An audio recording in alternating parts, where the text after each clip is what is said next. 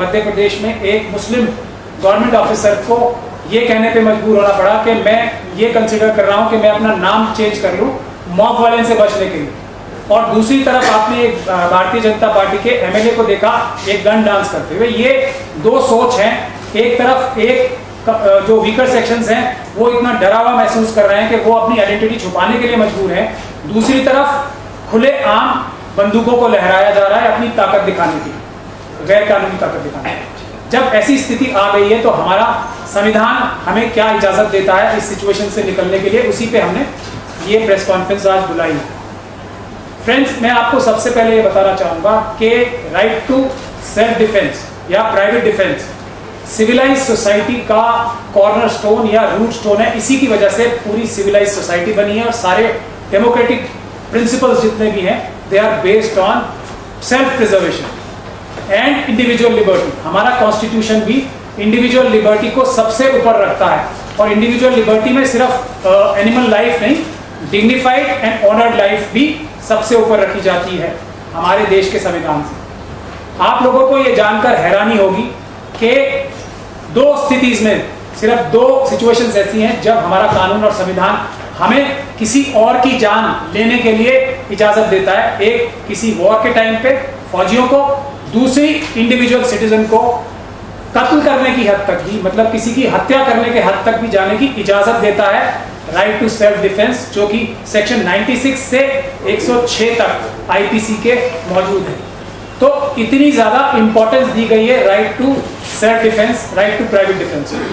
तो सबसे पहले मैं ये कहना चाहता हूं कि ये आज जब बाकी सिस्टम्स फेल हो गए हैं तो माइनॉरिटीज को राइट टू प्राइवेट डिफेंस और वीकर सेक्शन को SC ST और जो हमारी माइनॉरिटीज हैं उन्हें अपने आप इस लायक होना पड़ेगा अपनी सुरक्षा खुद कर सकें और खास तौर पे ऐसे मौके पे ना सिर्फ हिफाजत कर सके अपनी और या प्रीएम्प्ट भी कर सके इस तरह का किसी हमले को। तो उसके लिए भी कानून में प्रावधान है। वो प्रावधान है आर्म्स एक्ट में जो दिए गए हैं हमारे मुल्क में, और खास तौर पे जो हम पहली डेमोक्रेसी जिसको मानते हैं अमेरिकन डेमोक्रेसी में सेकंड अमेंडमेंट है गन लॉज, जिसे कहते हैं कि एक आदमी को, सिटीजन को अपनी हिफाजत करने के लिए, सेल्फ प्रिजर्वेशन के लिए गन रखने की इजाजत है। अमेरिका में तो विदाउट लाइसेंस। हमारे देश में अंग्रेजों के आने के बाद, क्योंकि भारत ऐसा देश था जिसमें सबसे ज्यादा हथियार थे और उसको आर्म्स एक्ट एक ला के प्रोहिबिट किया गया था और आर्म्स एक्ट के जरिए ही सारे आर्म्स को अलाउ किया गया था कि अगर आपके पास आर्म्स लाइसेंस नहीं है, लाइसेंस के बगैर आर्म्स रखना एक गैर कानूनी काम है। तो उसी हिसाब से 1959 में आर्म्स एक्ट आया था। तो दूसरा एक रास्ता राइट टू सेल्फ डिफेंस के लिए जो मौजूद है वो आर्म्स एक्ट में मौजूद है कि ये जो वीकर सेक्शंस हैं इन्हें अब जरूरत है कि वो अपने घर के जेवर तक बेचकर या अपने दूसरे जो वैल्यूएबल्स हैं वो भी बेचकर अब आर्म्स खरीदें, क्योंकि उनको राइट टू प्राइवेट डिफेंस या सेल्फ डिफेंस के लिए इनकी जरूरत पड़ेगी, क्योंकि सरकारें और हमारा जुडिशियल सिस्टम भी एक तरह से, चाहे तो ओवरवर्क की वजह से कह लें या किसी वजह से भी कह लें, फेल हो गया है। एक पर्टिकुलर पॉलिटिकल आइडियोलॉजी के तहत सबने घुटने टेक दिए एक तरह से, ये देखा जाए तो हम लोग अब इसके बाद जो हमारा एक्शन प्लान है वो ये है। एक तो आज मैं सभी ऑर्गेनाइजेशन जितनी भी SC ST और माइनॉरिटीज की हैं उनसे ये रिक्वेस्ट करने आया हूँ कि आज जो हमने सजेशंस दिए हैं उसको एक मिशन मोड पे इम्प्लीमेंट करने के लिए आप सभी से गुजारिश करें। मैं सभी इंडिविजुअल से गुजारिश कर रहा हूं, सभी ऑर्गेनाइजेशन से, पॉलिटिकल पार्टी से, कि यही एक आखिरी रास्ता बचा है जिससे इस जो ये बीमारी हमारे देश में, जो हमारे देश के संविधान को अटैक कर रही है, हमारे देश के कमजोर नागरिकों को जानवरों की तरह मार रही है, उसको रोकने के लिए ये फॉर्मूला आप इख्तियार करें और इसको प्रोपोगेट करें। मैं सभी लॉयर्स से भी ये अपील करना चाहता हूं कि जो भी ऑर्गेनाइजेशन से इंडिविजुअल आर्म्स लाइसेंस लेने के लिए अप्लाई करें, यदि किसी वजह से सरकार उनको नहीं देती लाइसेंस तो उनको लीगल हेल्प दें।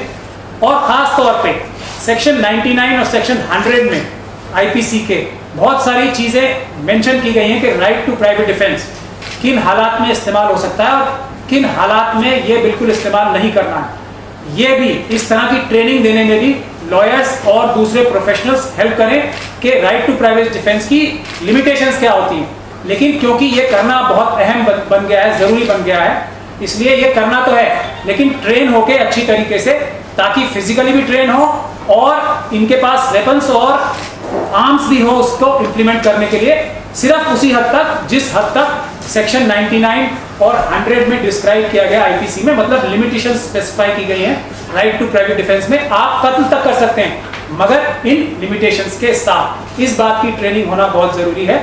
उसके लिए हम लोगों ने ये, मैं अपील भी कर रहा हूँ आप सबसे, और हमारी इस बात को सुनकर सबसे पहला जो हम ट्रेनिंग कैंप्स भी लगाएंगे जहाँ भी 1000 से ज्यादा लोग इकट्ठे होंगे और लाइसेंस लेने के लिए तैयार होंगे, वहाँ हम लोग खुद जाके, मैं खुद जाऊँगा, ऐसा मैं यहाँ से आपके जरिए सोल्यूशन दे रहा हूँ कि मैं उनको ट्रेन कर सकूँ कि किस तरीके से लाइसेंस अप्लाई करना है ताकि उनको लाइसेंस मिल सके, और किस तरीके से right to private defence within limitations of law इस्तेमाल करना है, उसके लिए किस तरह की ट्रेनिंग चाहिए और किस तरह की एक्सपर्टीज चाहिए। तो पहला ऐसा कैंप मौलाना कल्बे जवाद साहब ने, जो आज के बाद से नेक्स्ट फ्राइडे है 27 को, 26 को जो फ्राइडे है आपके बाद से, उसमें लखनऊ में हम अपना पहला ट्रेनिंग कैंप लगाएंगे, जो कि 26 जुलाई को है। वहाँ पे हजारों की तादाद में लोग लाइसेंस के लिए अप्लाई करने के लिए फॉर्म भी भरेंगे और हमसे दूसरे जो राइट टू प्राइवेट डिफेंस की लिमिटेशंस हैं वो भी सीखेंगे। तो फ्राइडे 26 जुलाई 2019 को लखनऊ में पहला ट्रेनिंग कैंप हम लगाएंगे। लखनऊ में जहाँ पे जामा मस्जिद में नमाज होती है उसके बाहर ही मौलाना कल्बे जवाद साहब ने पहला इन्विटेशन हमें दिया है। तो और भी जगह से हमें इन्विटेशन आ रहे हैं इस तरह के कैंप लगाने की। तो हम एक और मैं प्रावधान आपको बताना चाहता हूं जिसका हम कानूनी तौर पे इस्तेमाल करेंगे। SC/ST एक्ट के रूल्स में, रूल 3 सब रूल 5 में मैं आपको सिर्फ वही एक चीज पढ़ के सुनाना चाहता हूं। ये लिखा गया है खास तौर पे, precautionary measures and preventive measures with a view to prevent atrocities on scheduled castes and scheduled tribes. The state government shall identify areas where it is reason to believe that atrocity may take place or there is an apprehension of recurrence of an offence under the act with a view to ensure the safety of person and property. It deemed necessary provide arms licenses to members of scheduled castes and scheduled tribes. ये idea हमें इसी से आया है कि ये right to private defence के लिए पार्लियामेंट ने खुद इस तरह के रूल्स बनाए हैं शेड्यूल कास्ट और शेड्यूल ट्राइब के लिए। मैं ये समझता हूँ कि अब हमारा पूरा देश इस तरह के नोटिफाइड एरिया बन चुका है इन इफेक्ट, जहाँ पे इस तरह के लाइसेंसेस सारी वीकर सेक्शंस को प्रोवाइड करने या हासिल करने एब्सोल्युटली नेसेसरी हो गए ताकि वो अपना right to private defence exercise कर सके। मैं आपको हैंडआउट भी दे रहा हूँ, उसमें मैंने डिटेल में ये सब चीज़ें लिखी भी हैं। मैं नहीं चाहता आपका ज़्यादा टाइम लूँ इस बारे में, तो हम ये 2-3 गुजारिश करके मैं अपना प्रिलिमिनरी जो ये आपके लिए एड्रेस है वो ख़त्म करता हूँ कि सबसे पहले तो वीकर सेक्शंस को अब स्वयं अपने आप की हिफाजत करने के लिए कानूनी रास्ता जो है उसको इख्तियार करना पड़ेगा। उसके लिए उन्हें अपने घर के वैल्यूएबल्स बेच कर भी आर्म्स खरीदने पड़ेंगे, लाइसेंस्ड आर्म खरीदने पड़ेंगे और उसकी ट्रेनिंग भी लेनी पड़ेगी कि वो किस तरह से इन आर्म्स को इस्तेमाल करें, किस तरह की फिजिकल एक्सपर्टीज हासिल करें कि वो विद इन लॉ रह के, ताकि राइट टू प्राइवेट डिफेंस के को जो प्रोविजंस हैं उसको एक्सीड ना करें, उसका उल्लंघन ना करें, उसको इम्प्लीमेंट करें इफेक्टिवली अपने आप की रक्षा करने के लिए। इसके अलावा दूसरा कोई रास्ता अब शायद नहीं बचा है जब तक ये हालात इस तरह के जो इस गवर्नमेंट ने और खास तौर पे इस RSS की सोच ने पैदा किए हैं हमारे मुल्क में। Thank you very much ladies and gentleman.